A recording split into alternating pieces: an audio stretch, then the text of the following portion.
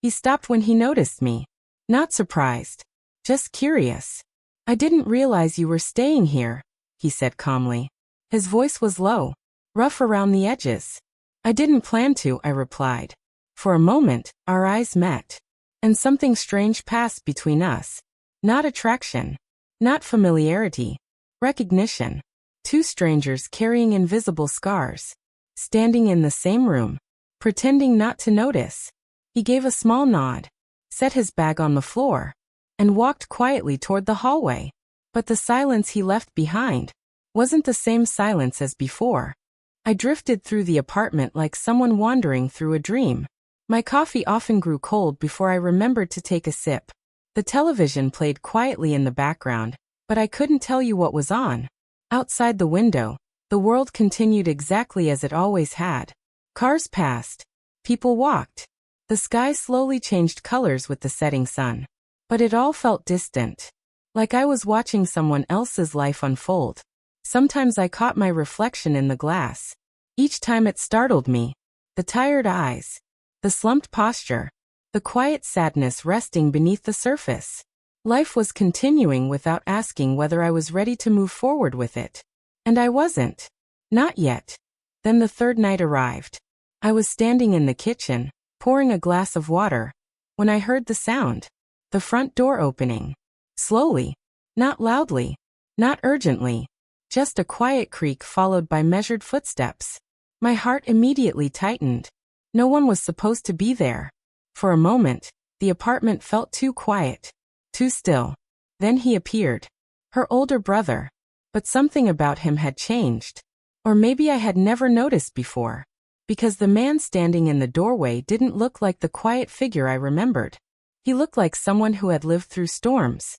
There were faint strands of gray in his dark hair. His expression carried a calm heaviness. Not exhaustion. Not sadness. But the kind of quiet depth that usually belongs to people who have survived things they rarely talk about. She gave me an escape. Her place sat near the edge of the city. A quiet building tucked between tall trees that leaned gently toward the windows like silent guardians. When the wind moved through their branches, they whispered softly against the glass. Inside, the apartment carried the comforting scent of laundry detergent, fresh coffee, and rain-soaked air drifting through slightly open windows. The moment I stepped inside, something inside my chest loosened. Not completely, but enough to breathe again.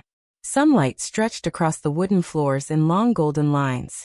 The warmth of it felt almost intentional, like the room itself was trying to soften the heaviness I had carried with me. She wrapped me in a hug the moment I entered. Not the kind meant to fix anything. Just the kind that reminds you. You don't have to break apart alone. After a while, she mentioned something casually. Something that didn't feel important at the time. But later, it would mean everything. You'll have the apartment mostly to yourself for a few days, she said. My older brother's out of town. I remembered him vaguely. He had always been quiet. Reserved. The kind of person who spoke rarely, but when he did, his words felt carefully chosen. Almost deliberate. Whenever he was in the room, he carried an unusual kind of stillness.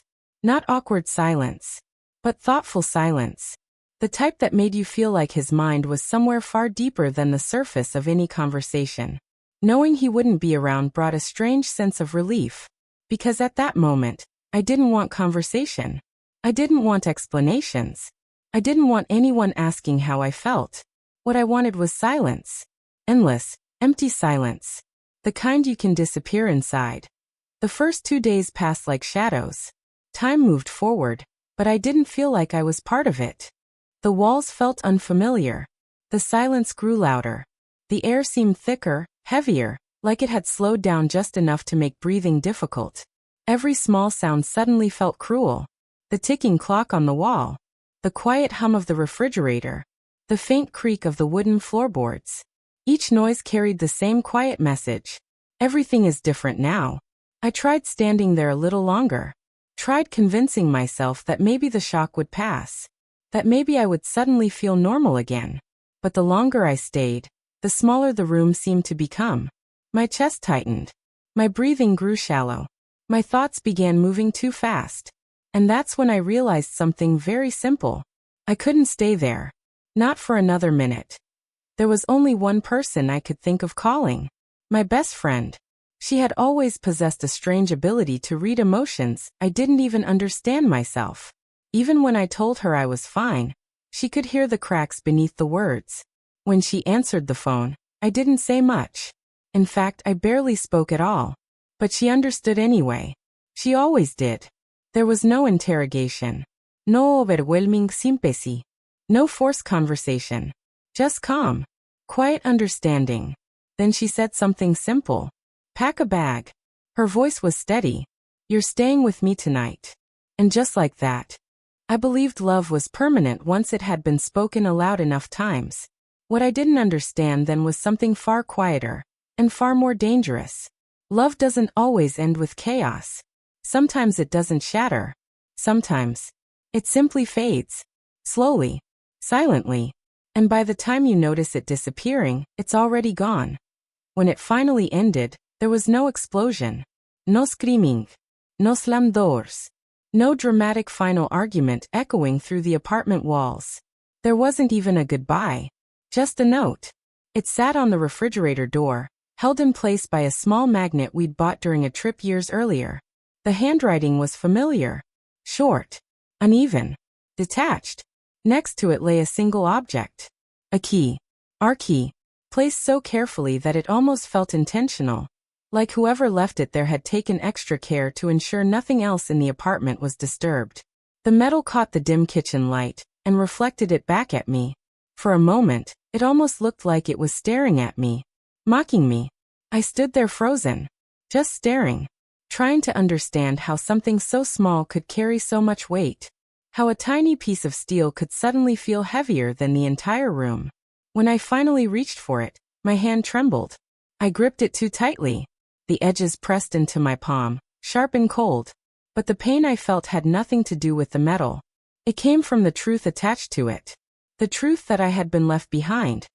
Everything about the apartment changed in that moment. If you're new here, don't forget to subscribe to our channel and tap the like button. Your support helps us continue bringing you powerful, emotional stories that stay with you long after the video ends. Because on this channel, we don't simply tell stories you forget the moment the screen fades to black. We tell stories that linger. Stories that settle quietly in your chest and echo in your thoughts hours later. So take a slow breath, get comfortable, and let yourself drift into tonight's story. Because this one changed everything that I was never supposed to be there that night. Not sitting on that worn-out couch. Not staring into the faint amber glow of a single-floor lamp. Not breathing the heavy silence that filled that unfamiliar living room. And definitely not standing at the invisible crossroads where my entire life would slowly begin to turn in a different direction. But life rarely waits for our permission. It doesn't politely knock on the door before entering. It doesn't pause to ask whether we're ready. Instead, it moves quietly, subtly. It nudges us toward moments we once promised ourselves we'd never revisit. It bends the rules we thought were permanent. It rearranges the plans we spent years carefully building. And before we understand what's happening, we find ourselves standing inside the ruins of something we once believed was unbreakable. For years, I believed my life was stable, predictable, comfortable, the kind of life people quietly hope for. I had routines that made sense, days that followed familiar patterns, and a relationship that felt safe simply because it had existed for so long. At least, that's what I told myself. I believed that once you gave your heart to someone, it stayed exactly where you placed it.